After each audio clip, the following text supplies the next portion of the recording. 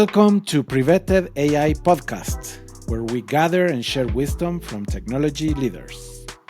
Today we're going to talk about logos, and today is joining us Lino. How are you doing, Lino? I'm doing well, and you? I am doing great. So we're going to talk about logos, and in particular the PreVetted logo, right? Tell us a little bit about yourself and what is your experience as a designer. So I've been a practicing graphic designer since 2009.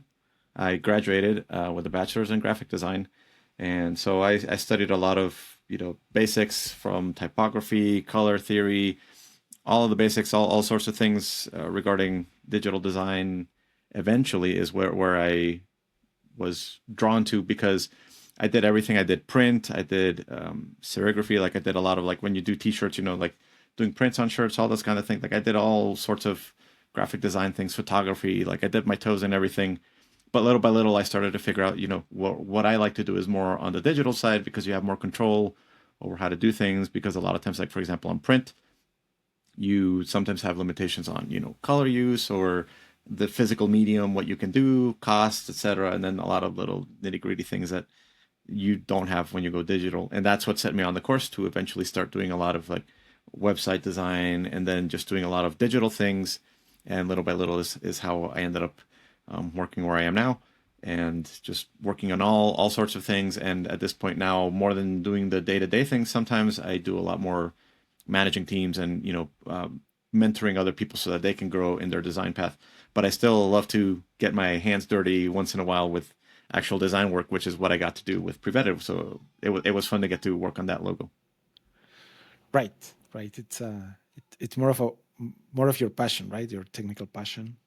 Yeah. Every time I get to do the nitty gritty, like little things, even like for example, I work in Figma a lot, working with components and just like making the thing just perfect and work in an elegant way.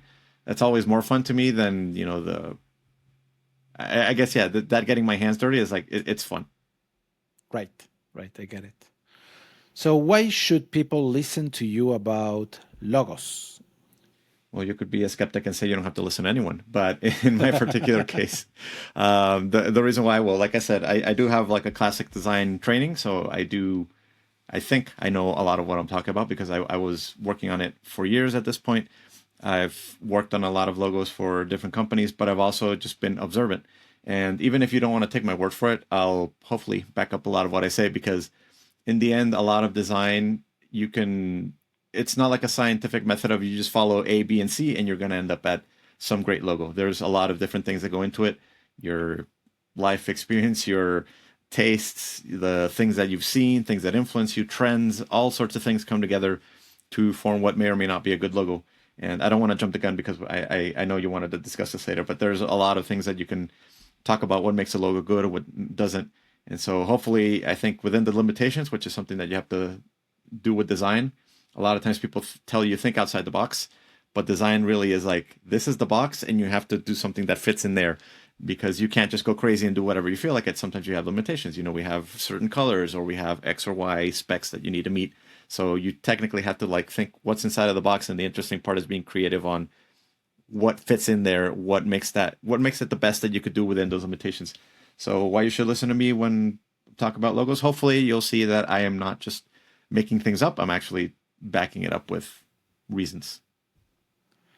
I learned a lot about graphic design from you, throughout the years, and one of the things that I admire the most about your work philosophy is the level of precision that you put on everything that you do. So it's I admire that, and and I think that's one of the things that makes me pay more attention when you talk about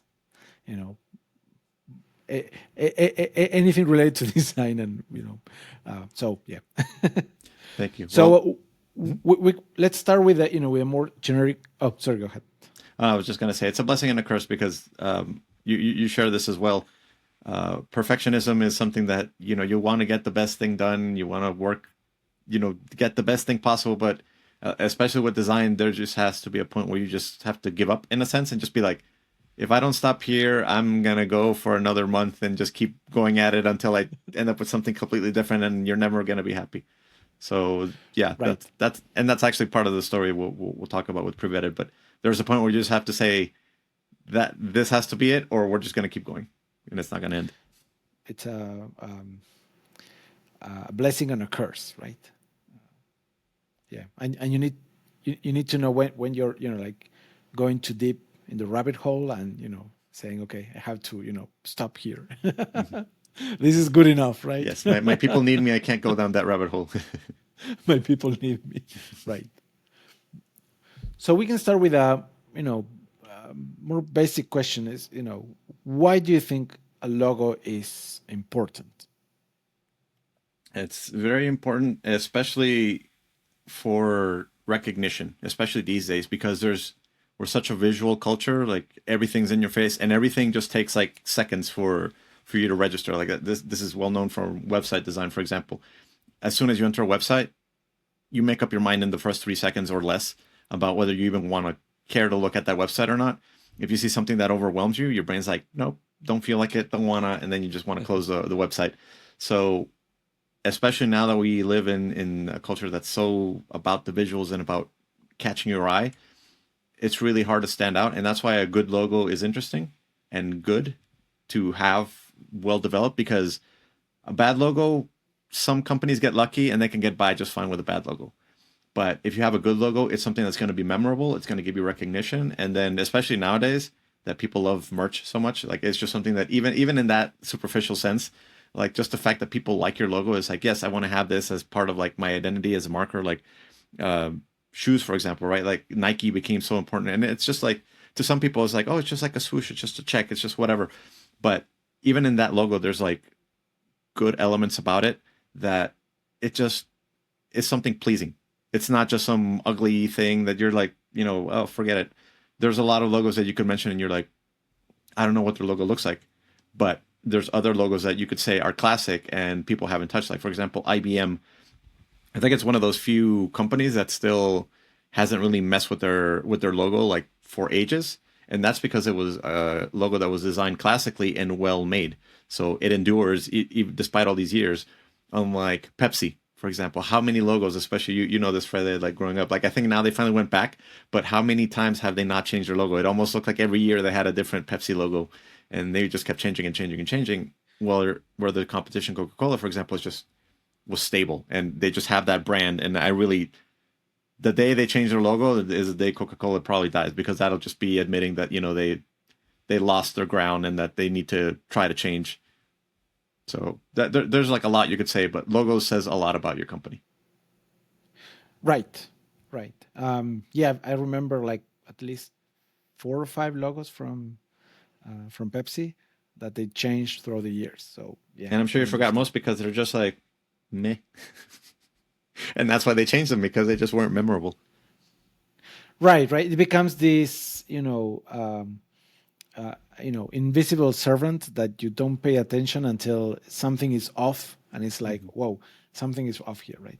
So I recently I was purchasing chips at the supermarket, and they changed the design of all the fronts of the bags, right?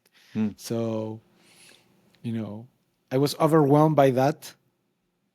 Again, it happened very quickly. So I realized that now that we're talking about this, Mhm. and I eventually didn't buy any because I hesitated about, is this the exact product that I'm looking for, right? And Mhm. that's because they changed the branding and the design of all the, bags, right? Did they So, make them worse? Maybe. Yeah. right, right. So, I'm very particular, and I eventually, once I find a particular flavor, a particular product, I keep buying them, right? Mhm. So, I that hesitation, made me not buy it, right? Well, it's actually a good point, though. It's part of user psychology, which is something that drew me to design. I always wanted to learn psychology. I always wanted to understand how people's brains work and how my own brain works. But when I started learning about design, there's a lot of psychology in there, because you have to understand how people perceive things. And that you actually just Right. reminded me, speaking of Coke, It was a little blip because they tried to erase it so fast, but yeah, you might remember the fiasco of New Coke. And I actually just looked it up real quick, and they changed the font, like when they did the new bottles for New Coke back in the day, in the 90s, I believe.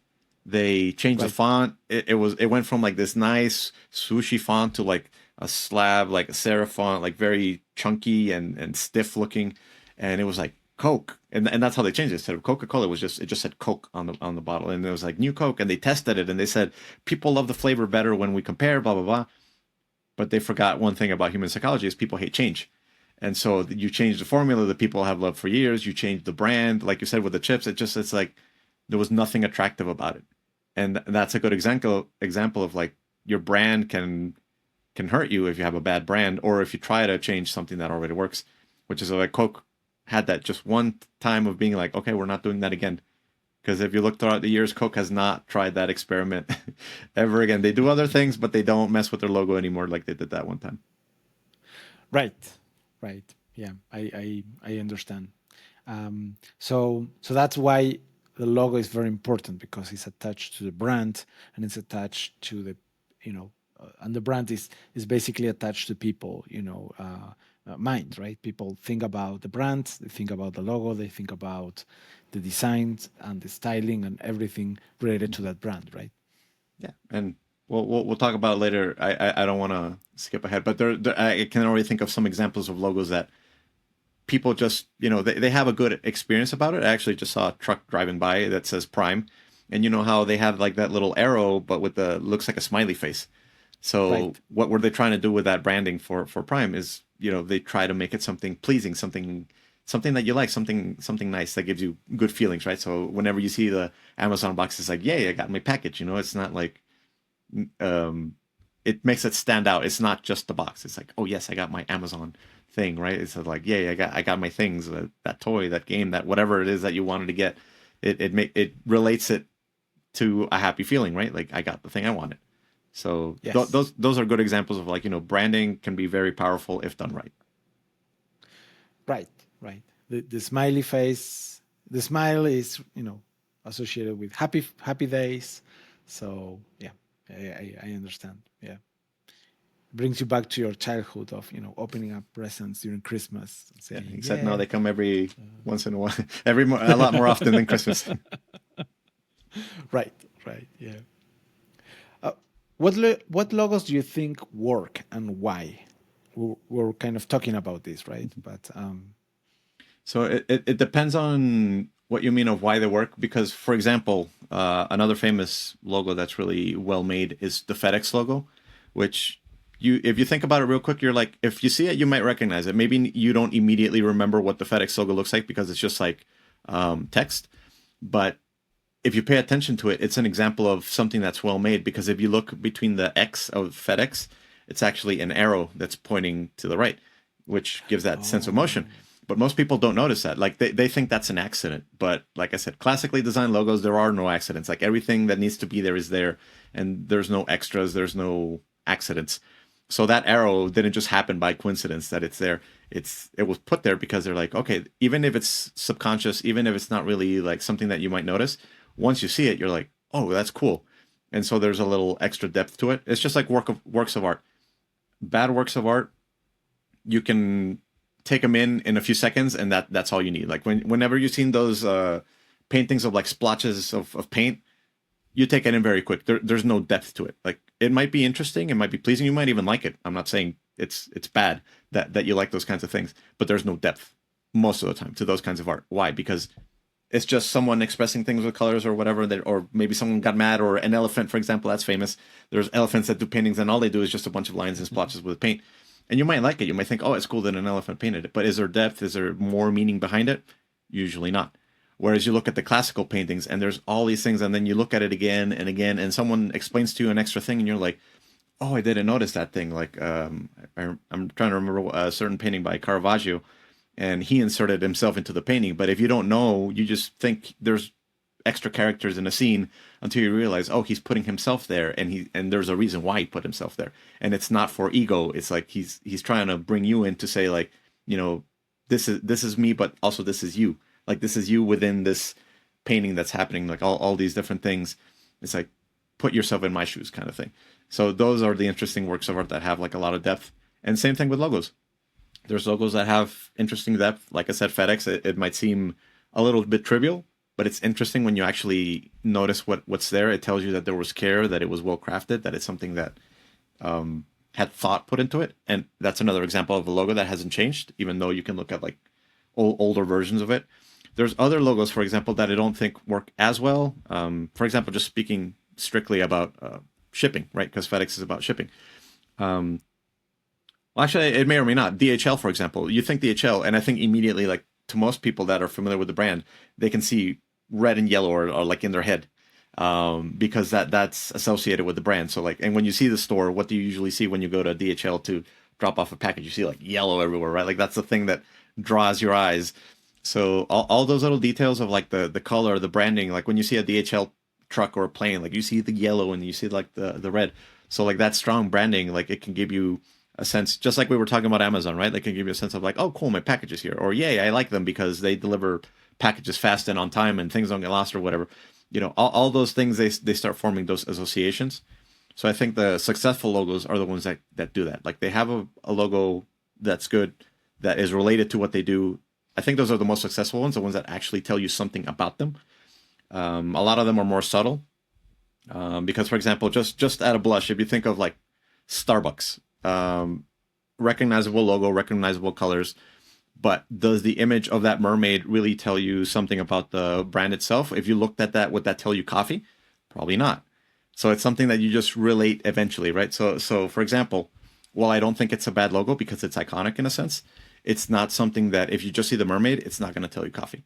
So there's other logos that may give you a hint of what's there. Like, for example, going back to IBM, you see the little scan lines, and you know, before with the older monitors that we had, that kind of digital scan line design gave you a little bit more of a feeling of, yeah, that's digital computers, technology, etc., right? So even though nowadays it may be a little bit lost, at some point it meant something. And like I said, now it's just become iconic. Like now you look at IBM, and whenever you see the IBM with those lines going through it, even if you don't memorize how the logo looks like, once you see those lines, you're like, yeah, that's IBM. Like it just immediately you identify pops. what they're talking about, right? Exactly. So, you know, I don't want to throw any brands under the bus too hard, but like in general, I just think, you know, there's a lot of good brands out there, especially like the more recognizable brands. Sometimes they just, by force of like just being there around for the longest time, like General Electric, that one doesn't really tell you anything. But when you see that logo with like all the curly letters and things, even if you don't remember what it is, like once you see it, you're like General Electric, and your brain just knows it. Just like the cars, for example, that's a very important one where it's important to distinguish yourself enough, because from really far away, for example, if you just see like a little oval, it could be Subaru, it could be Land Rover, it could be a lot of things, right? But when you see like Right. the Nissan, you know, the circle going through it, or the Toyota, you know, which are relatively simple lines, but that one, those are like super easy to spot from far away. And there's other logos where you're kind of like, is it or is it not? Like car buffs, you can tell all the cars apart just by looking at the car, right? But if you're just looking at the little emblems, sometimes it's not as easy to tell, you know, what is this car? So that's a Right. good example. Right. Interesting. Yeah. There is a complexity within the simplicity of the logo, basically, right? Yeah, and that's usually like a design rule that they say is like design is trying to take away as much as you can until you can't take anything more out. So a Right. lot of times like that's what they say is good design, is like you strip the thing down until it's just what needs to be there, no extras. Sometimes I fight that. Sometimes I think you do need a little bit of extra, but obviously you can go too far on either extreme. You can go too far and like too detailed, and it's just not going to work. And you can go like so simple, like an example I mentioned earlier. Maybe in post you can put up a picture, but like PayPal, for example, went to the extreme of like so simple that it just lost all flavor, all personality. And I think that's a current plague right now in design trends. Everyone's just making their logo so bland and similar that it's just like, I just wrote something, found the font, print, done. You know, that's it. And I think that's sad because you're stripping things of their personality. Like now it's just like they're all homogeneous. They're all just like the same thing. It's like where's your soul, basically? Like the companies are losing their soul. And Right. maybe that's a deeper reflection if you want to go into that. But it maybe is the truth. Maybe these companies have lost their soul, and that's why their logo reflects exactly that. We don't really have a soul anymore. We're just trying to make all this money, and we don't really care about much else. I find it interesting that sometimes, like there are like fashions within design that, people go in one direction, then they go in another direction, and then in logos that have been there for many years, eventually they circle back to the original logo, right? Um, so that's very interesting to see. Like I remember when they redo the these not are not logos. These are icons for the Google interface, for the Android interface, where they try to simplify it so much that eventually they became blurred between each other because they were difficult to see, right? And then eventually they circle back to a new design that it was more closer to the original design, right? Um, and everybody was, okay, that makes sense. They were happier. That you just reminded me, for example, of when you mentioned Google. Someone was making fun of all the new colorful logos that I guess now they're called Alphabet technically.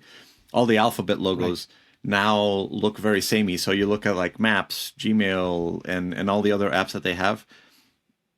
Because of the same color scheme that they have, and because they're all using very basic shapes, someone put them all side by side, and it's like it started to be like I can't tell them apart. Like there's a point where it just becomes like, are they even that different? Like are they not all just the same thing? Because they started to take away, and sometimes that's a conflict. Honestly, I understand that from the design side.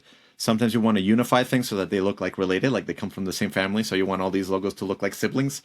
But sometimes you go so far that they look like twins, and you can't tell them apart. So, you can go both ways. You can change things, like you said, go back to what used to have personality. I hope a lot of brands do that, like they recover that essence that they used to have. Because I think, like we mentioned, Pepsi, for example. If you look at Pepsi's latest logo, they basically kind of admitted that fact. They almost look like the older logos. They just said, you know what, Pepsi is. People know Pepsi and they know it because of these things. So let's just go back to the classic instead of trying to make like all these weird swooshy shapes and things that aren't really Pepsi anymore. So they're just like, okay, let's just go back to basics. And I think that's getting on the right track versus trying to be crazy for the sake of being crazy. And the what I find interesting is that it's on as a software engineer, I when I build software, it's deterministic. It works. It perpetuates time. In a way. But 1 + 1 stays. Is still 2, right? Right. And that's true. Throughout generations, right? So that's the the determination I'm talking about, right? Deterministic nature of software engineering, right? But what I find interesting about the design is that there is this interaction with uh, with people, right? So it's like culture, they shift, but then also it has a lot of technical roots, and the reasons of a lot of whys, and very and I we talk about this a lot on the technical aspects of everything, right? Like accessibility, how colors impact accessibility, right? And there's a lot of technical aspects associated to that, right? So I find that very interesting that it's a it has a social component but also technical component, right? So and there is not an absolute truth on this logo is the best one and it's perfect. It's more of a interaction of those, right? Of those components, right? Yeah, that's true, and that's the problem with design. I wish it were an exact science, then it'd be super easy to come up with logos, but it's not. And and you see a lot of evolution on those kinds of things. Like you were talking about web development, and that I was thinking of Firefox, for example. Like that logo's gone through a lot of iterations. Like it started more like an illustration, which was I liked it a lot. It was pretty cool looking, and then little by little they start to simplify and stylize it, and it becomes simpler and simpler and simpler. But at least for the most part, they still keep the essence. You still have the fox like going around, what used to be the world. Now it's like a globe, but it's still, you can understand that it's still the same thing in essence. So that's a good example of something that just evolves with the time. It follows the trends a little bit, but it hasn't lost its essence. Versus, Right. a lot of other logos that, like I said, they just devolve to the point where you're like, do you even know who you are anymore? Like, what is this? Right, right, and because this is you're connecting with people, people's opinion change throughout time, right? So, what now can be rejected, further down the road is something accepted, right? So it's you know, so I have a lot of respect for for when a designer takes a chance to make something different, right? Mhm. And maybe I rejected at first, but I respect that they're taking that risk, right? So so yeah. So what are the things that you think should not be done with logos? Do you have examples of what we should not do? I like I said, I think I jumped the gun a little bit, but the biggest one I would say is changing too drastically is the biggest mistake you can make, because then that can destroy your brand. And there's Right. some recent examples like General Mills syrup, I think is what they call it. I can't remember the name anymore. They basically took away an iconic image and they changed it to something completely different. And now if you just see it, you're like, okay, there's a new brand around, not realizing that that's the same syrup you've been buying for like maybe decades, or your parents have been buying it, but they just destroyed the brand to the point of like you have to start fresh in a sense. And sometimes they even have to put formerly blah blah blah. Like, we used to be this brand, but unless you're up close and reading all that, you're not going to realize it. Like, you're just going to think it's like a Walmart brand or something. Like, there's just another face there, and it's different. So I think that's the biggest one you can do, is like destroy the essence of your brand. I was bringing you an example earlier of PayPal, for example, which, like, it took away the P's that I had in the logo, and it literally is just the letters PayPal, and that's it. And there's a lot of other brands that are doing that recently, where they're just getting rid of everything symbolic, anything iconic, like not even nothing merchandisable, let's call it. Like, it's just like, who would, I don't know. Maybe if you see like there's certain logos that people just like, right? Like, for example, Spotify, you see the green circle with the little lines, and that's Spotify, that's music. And I'm sure a lot of people would have those stickers, put them on their laptops or on their bottles, or whatever, because they Right. like the brand, because they have something that they like about it. But then if your brand just becomes a word and there's really not much personality there, realistically, how many people are just going to be putting that everywhere? Like, probably not. So I think that's the biggest mistake you can do, is just suck the soul out of your own brand just because you're following design trends. And like I mentioned, IBM is a really good example of not following those trends. Is like just being solid in your image. But I understand that sometimes there is need for a refresh, especially if maybe things don't go so well. And like what happened years ago, I don't know if you remember, Feather, with Firestone tires. They had a big bunch of accidents, a bunch of bad stuff happened around the brand, and so they basically had to change to Bridgestone and other things, and be like, okay, let's use other things, and then let's talk about the bad one, so people kind of forget that bad things happened, because sometimes that can happen, even if it's out of your control. Your brand can become a pariah in a sense, and you kind of have to be like, okay, under new management, but in terms of a logo, you can't just put logo under new management. People are still just going to associate it with the bad thing. So sometimes you do need to start afresh. But aside from those exceptions, I think in general, just you can evolve, like I mentioned with Firefox, but don't go so far that you're just irrecognizable like PayPal. Right. Right. Yeah, I've seen people using a lot of the like the Apple logo. People put it everywhere, on their cars and things like that, right? And that's because they feel that association with the brand, right? And what is the name of the tire company? Remember the Ghostbusters? They had this huge the mushroom, Oh, Stay Puft, the Marshmallow Man. the marshmallow, yeah, the marshmallow Yeah, man, Stay yeah, Puft. Yeah. and and that was very iconic, right? I think you mentioned another one. Maybe I I got it wrong, but I remember Gerber, the kid, the Mm. baby face, right? And those are very iconic, and they are. And if you take the baby away from the logo, then it's not Gerber anymore, right? It's not. Right. Yeah, I was actually looking at some examples real quick, and I just remembered like GoDaddy, for example. That's one that like did a rebrand, and I don't know if you remember the old one. That it was very '90s website, like with the little dude and the glasses and the crazy hair, and the GoDaddy was kind of like written weird, but at least it had some personality. Now it's like very solid and stiff and honestly boring.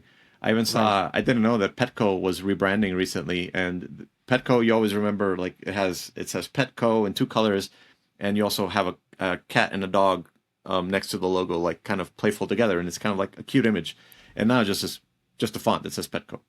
It's like where you go, people that have pets usually have an emotional connection to their animals, so you want the logo to reflect that emotional connection. And now that you suck that all out of your logo, it's like I'm not sure I want to go to your store. It's like, are you just gonna sell me like boring dog toys? Like, is it all just gonna be just as boring as your logo? Like, maybe I don't want to go there anymore. So it's things that can hurt perception. Right.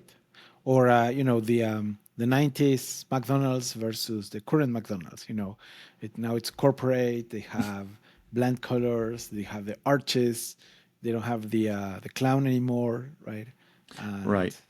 I remember as a kid, going there, and it was, the floor was sticky, but everything was fun. Everything was bright. That's true. They had a lot of games, a lot of fun. Nowadays, you go to McDonald's, and at least in the U.S., you rarely see those that I remember as a kid. They used to be around everywhere. Now they're not anymore. Playgrounds and all these things, and now it's like you just go there, eat, and get out. Right. Boring. Right. Yeah. And something that people in the US may not know is that in Latin America, McDonald's, Burger, and the main change, American change, are upscale restaurants, right?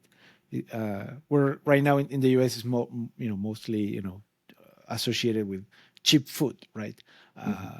So in Latin America, they have higher standards than most restaurants. So families go there, and they enjoy. It's either that, or you can go to an up scale restaurant, but you're spending much more money. Uh, so people still do the kids parties in McDonald's, right? Um, because it's a very nice experience compared to the US, right? Right. And you actually just reminded me of when you said upscale. You reminded me of Denny's, which in the U.S. is like, you know, uh, doesn't have the best reputation, let's say. So it's not like people don't go. You don't take your date out to Denny's usually unless you wants to. So it's not like this fancy thing. But in Mexico, for example, it's the opposite. Like rich people go to Denny's. Like the common people, you can't afford going to Denny's because it's expensive to go there. And so, like I said, Denny's becomes a more upscale thing over there, whereas in the U.S. it's more like the bottom rung of restaurants, so to speak. You don't go there Right. for top quality food. You go there because it's cheap and because it's open at night, etc. I've had business meetings in Dennis. I, So li- I yeah, like it, but I know some people don't have very good opinions of it. But at least that Denny's is right. another good example of like they still keep their personality. Like their logo still looks like Denny's. It's not like some flat, boring corporate thing. You know. Right. Right. So we kind of talk about the do's and the don'ts. The other question that I have for you is, in your opinion, defines a successful logo? I think in general, if you can get some of the essence of what the company is, I think your logo is successful. Whether it's personality, whether it's what it does, because a logo can't do everything, right? So or rarely can do everything. There is rarely a time when you have this confluence of like the name plus the logo plus all what it does. Like they can all just come together in this perfect package of like you see the logo and it just tells you everything you need to know about the company. Like that's super rare. but you can get hints of it, right? Because of the use of color. And here you can enter into color psychology, which has to do with cultural things as well. Because, for example, on our side of the world, on the Americas, like black means death, right? But in Asia, white is what the color you associate with death. So depending on where you are, color use can change a lot. So even color theory is something that's relative. Like it's, again, not an exact science because it has to do with perception, but perception can also be colored, pardon the pun, it can be colored by your culture. So certain colors can mean certain things. I remember this from Korean friends that like the number 4 for them is something that you want to avoid because like it's associated to death. So just like on Christian cultures, a lot of them avoid the 6s because of the Antichrist or whatever. Bad number, so a lot of them avoid it. Or 13, unlucky number. So there's different cultures that have different numbers that they try to avoid. Like hotel elevators, they never have the 13th floor because people are superstitious. So it's like you go from 12 to 14, and 14 is technically the 13th floor, but we're going to label it 14. So there's a lot of like those kinds of things. So going back to the whole logo, what makes it successful is as long as it tells something about the company, like I mentioned earlier, as long as it has like the essence, the soul of what you do or what you are, I think it's successful. It doesn't have to be perfect. It doesn't have to be super fancy. It doesn't have to be, highfalutin like the new PayPal and all those that are just like we're just a font and that's our logo. Bam, we're fancy. It doesn't matter.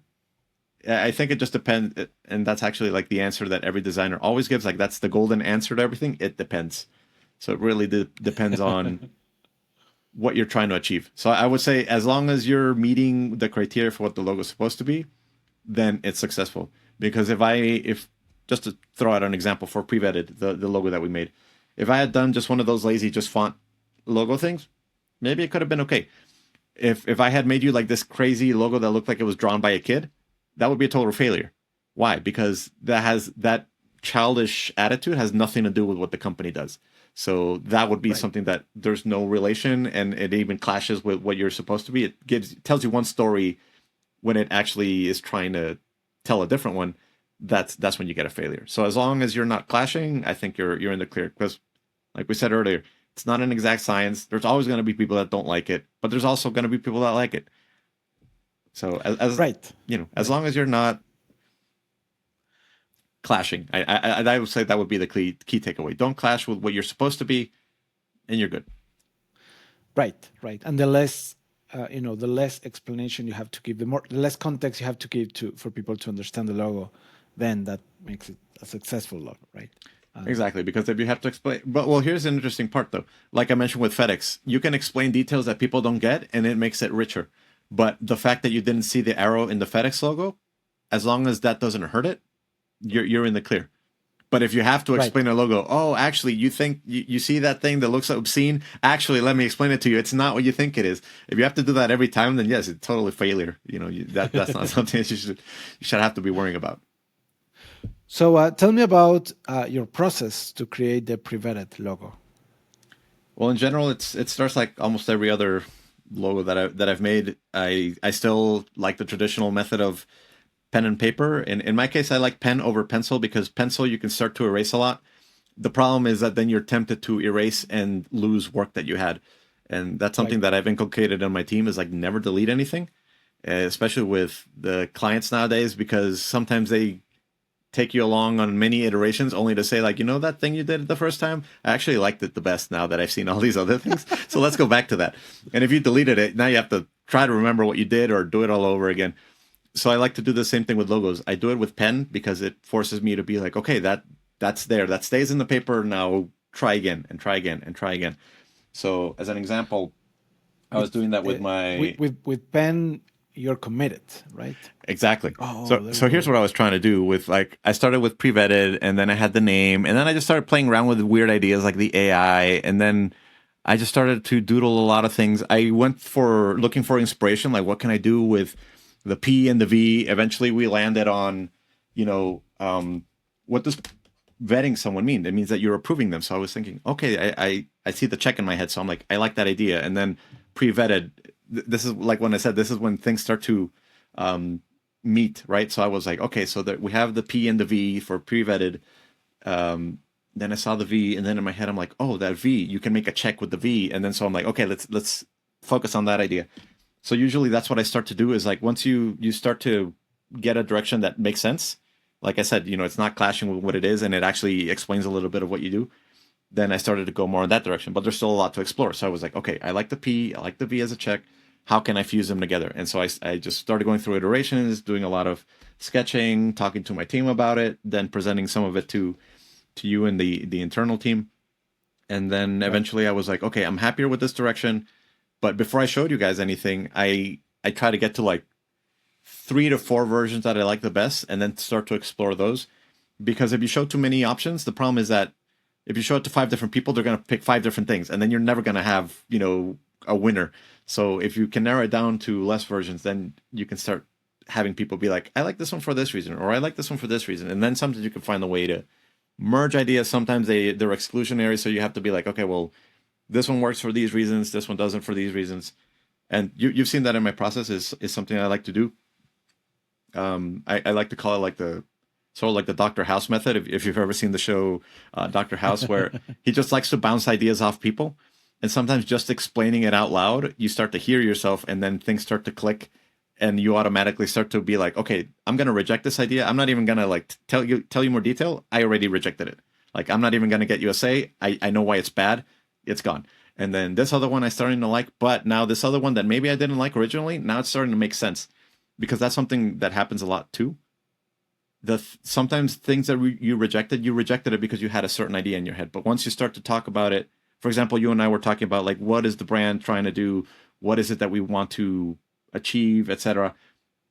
I started to get that extra information that maybe I forgot or I didn't have, or that started coming up as we were discussing these things. It's like, hey, you know what? Okay, let's bring this other one back in, and then now we have two, and now we have like a fair fight, and now let's start to polish them and see which one will work. So I started to do that with the logos. Eventually, I landed on that idea that I liked with the P and the V, and then little by little, I just started to polish. The hardest part though is always going from the physical to the digital, because in pen, I kind of relate it to if y'all remember like the older video games, like the Nintendo games or even the Super Nintendo games. You saw really blocky characters, but your brain filled in the blanks and made them like if you saw the game art or something, like your brain just filled in the blanks and like the game was a lot more colorful and detailed and interesting than it really was what you were looking at. So I think the Yes. same thing happens when you go from physical to digital, because in physical with the pen, a small sketch, you see fuzzy details and it could go either way. It could be thicker lines, thinner lines. They could, be a certain color or not, etc. But once you start to commit to digital, it needs to be precise. And that's where it gets scary, because then you start to lose those things that give it personality. And sometimes you start to have to commit and be like, okay, well, it could go this way or that way. Which one do I want to pick? Is it going to be like thick lines, thin lines? Is it going to be this color, that color? Is it going to be even thickness? Is it going to be look more like it was drawn with a pen with like different strokes and that kind of thing? So you have to tone it all down. And if you want, I can share. But I just went through like so many iterations in digital that eventually it was just like I drove myself crazy. But thankfully, my team kind of kept giving me a little direction, and little by little, I was like, okay, I think I know where I'm going. And then I kept going, and then eventually I landed somewhere where I'm like, okay, I'm happy with where this is. Yeah, yeah, I remember when we had this initial conversations, and you kind of asked me, like, what do you want in the logo, and I was blank. I didn't know what to tell you. So I can tell you, you show me options, and I can say, okay, I like this one better than this other one, right? But going from blank to to the first step, for me that was very difficult. So or I was unable to give you any answers, right?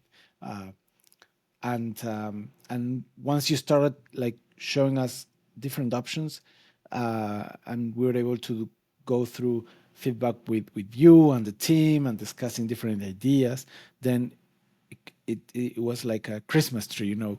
It turned, everybody was pitching in different ideas, and it was very interesting to see, like, hey, we have these ideas, and then you were like, oh, I like this, I like that, and then based on what we were saying, we were opening different path for you to follow, and then you would explore them and come back and say, hey, I did these explorations, and I didn't like this, I like this, and that dynamic kind of help us, you know find the right direction of the final log, right? Yeah. So do you want me to run through it real quick? Sure. Yes. Okay. So let me just get my screen. So this is sort of the process I was mentioning. So this is the scan of what I was showing in the notebook. And so I was playing with a lot of different ideas. Eventually, even though the whole name is PreVetted.ai, something that I noticed early on was like when I was trying to force the A and the I into it, I realized that that wasn't the critical part yet in the logo. Like I wanted to focus on the P and the V because that's, when you see pre-vetted or PreVetted.ai, like the first thing you think is PV, because AI is a term that's being used so much today that I was thinking it's not going to be as impactful to make it like stand out as much in the brand. So if you see in my first line I was drawing, I was like, let's just get rid of the AI and I'll figure out a way to bring it back in later because it was causing too much noise. And it started to look like something else. Like it almost looked like maybe it's a whole word. So I was like, no, let's focus on the main symbol part of the PV, and that'll be like my guiding light. So early on, that's what I decided. Like I'm just gonna focus on P and the V, and I'll worry about AI a little later because, like you see here, like it looks like provide, pry, some other thing. Like it's like your brain's trying to fill in the blanks because that's something our brains like to do. They like to find patterns, fill it in, Right. and I was like, no, that's just causing noise, and it's not gonna let me focus. So then I started playing with the check. So I was like, okay, how about a font with more rounded things? But I'm like, it looks a little lopsided. It doesn't look as balanced. I tried a whole bunch of different things, but eventually we landed on this one, which follows like a triangle shape, which follows the line of the V. So I like that shape. It was an interesting idea. And so I started focusing on that because you notice here, like I have a similar P and a V, but only the P is the P is straight and the V or the check is slanted. So it felt off balance. And I kept trying to explore those ideas, but I was like, no, it's like, I like that idea of symmetry. And so when I focused on this, I was like, okay, let me polish and pass it on to digital. And then these were my first digital passes when I was just doing with like the pen. And so I was trying the P and the V. And then I was playing around with different ways of like, where do I do the P? Do I do it more rigid and straight? Do I do it a little more curly? But then it started to look so almost like a spiral. And this is what I was mentioning earlier. You start to add so much detail that you start to get lost. And it's like, okay, now I'm just adding noise. So let's cut back on the noise. So then I was decided, okay, somewhere between this and this, I'll try these out.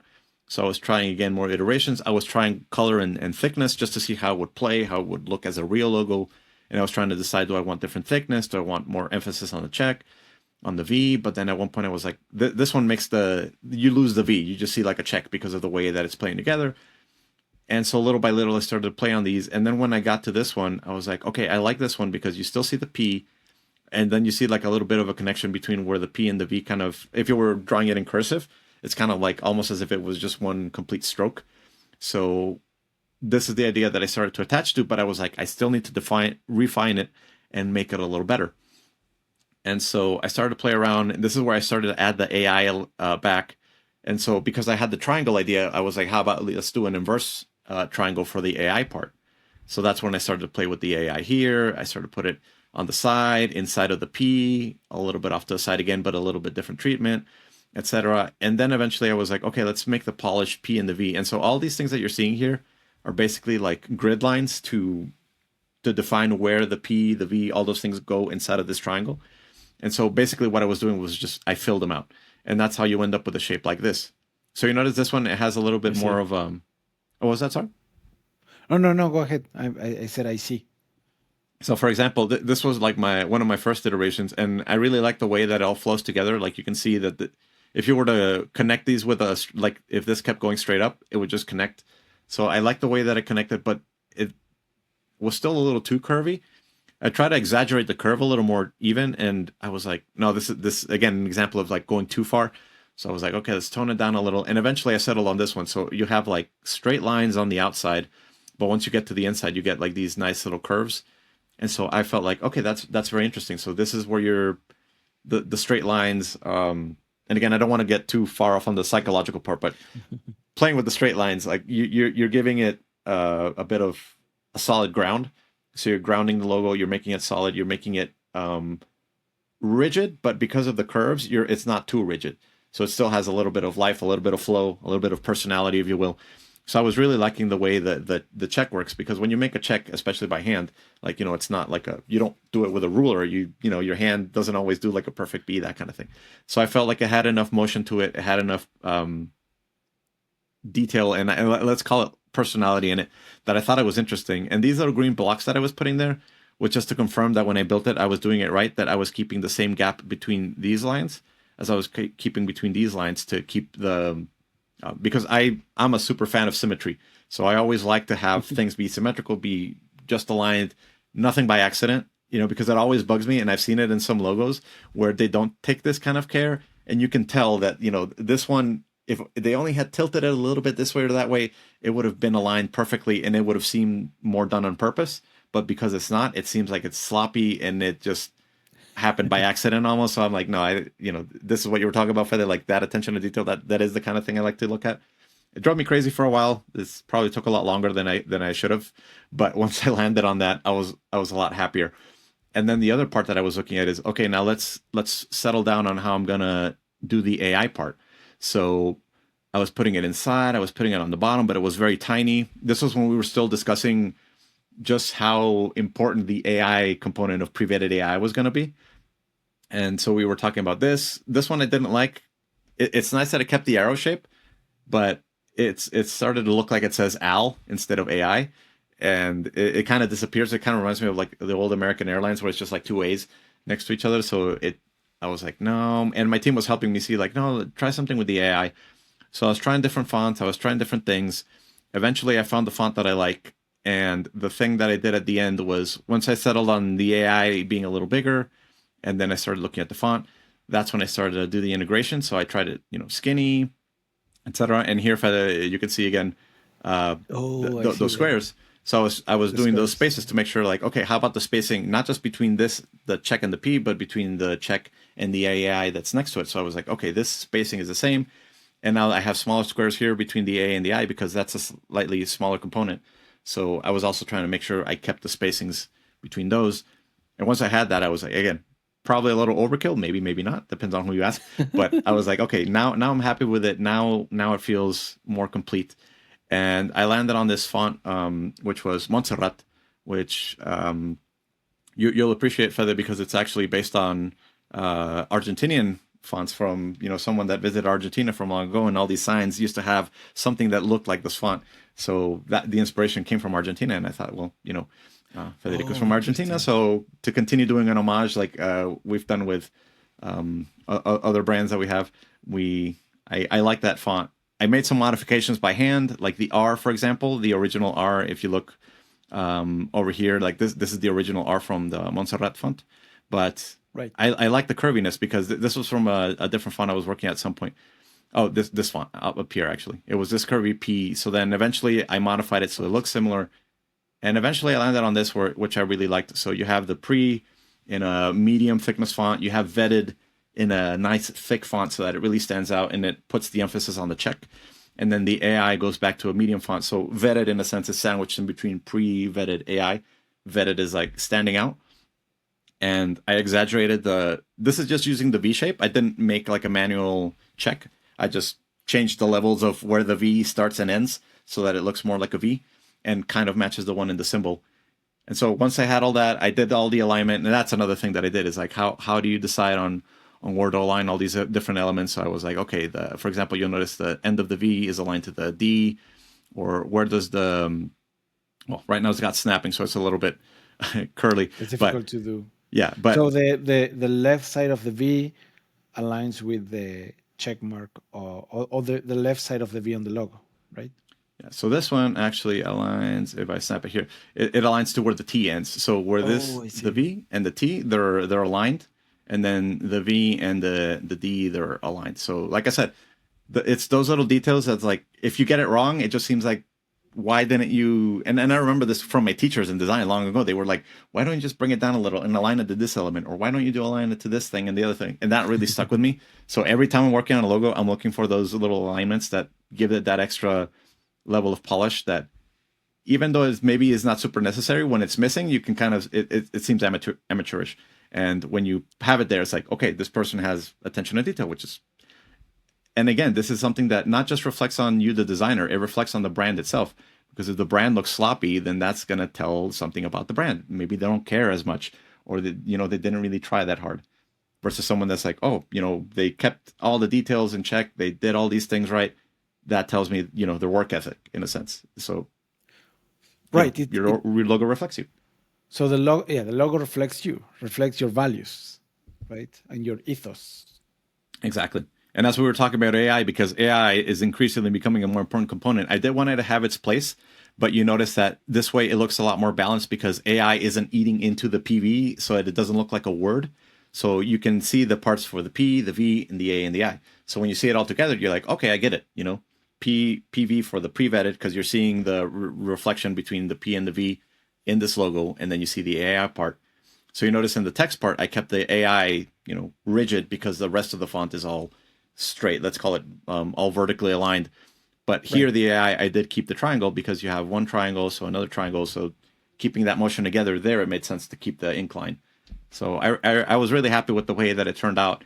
And then the hard part was colors. We had this whole discussion about colors. And what this is the last part I wanted to cover about the design process is, first I started with, and you can see like a lot of the different colors I was trying out.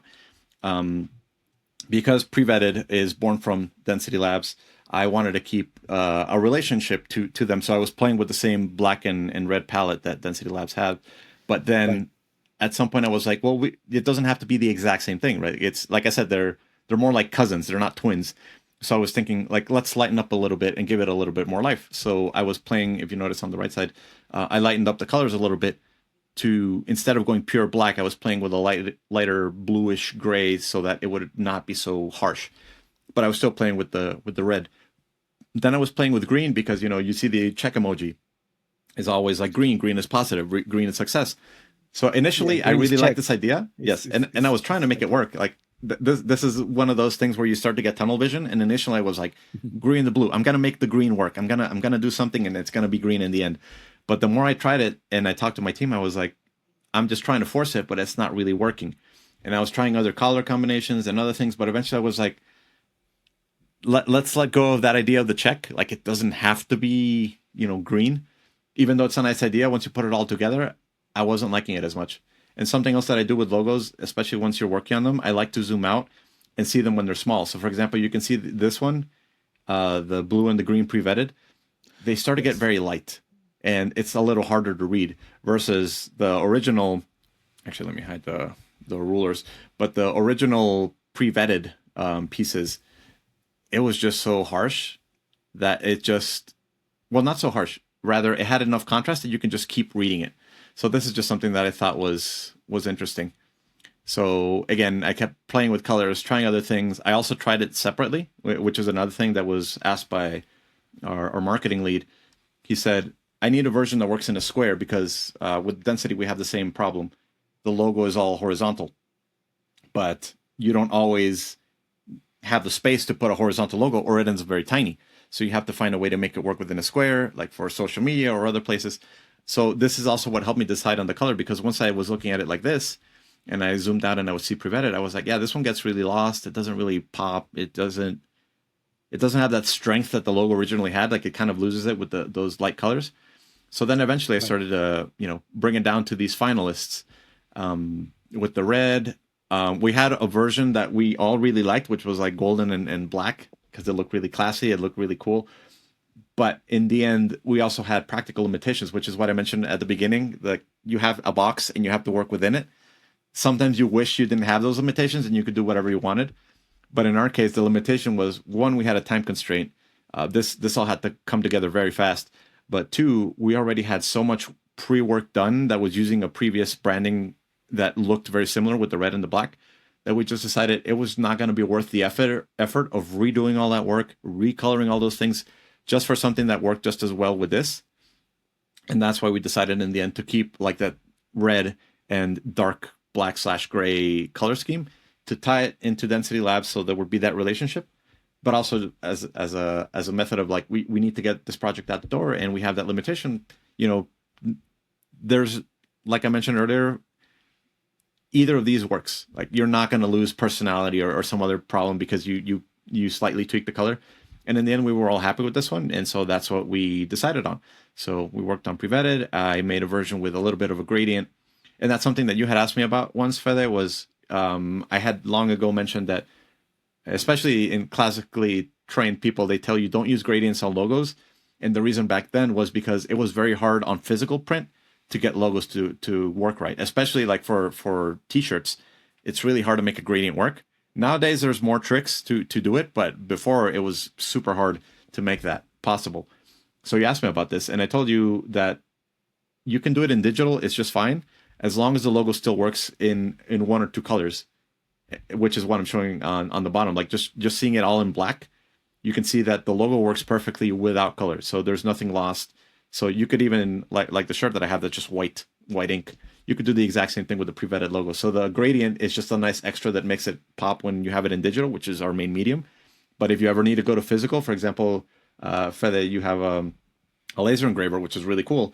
And so in that one, you usually want to do something that's solid. You can do some gradients, but you usually want solid because that's the one that's most noticeable.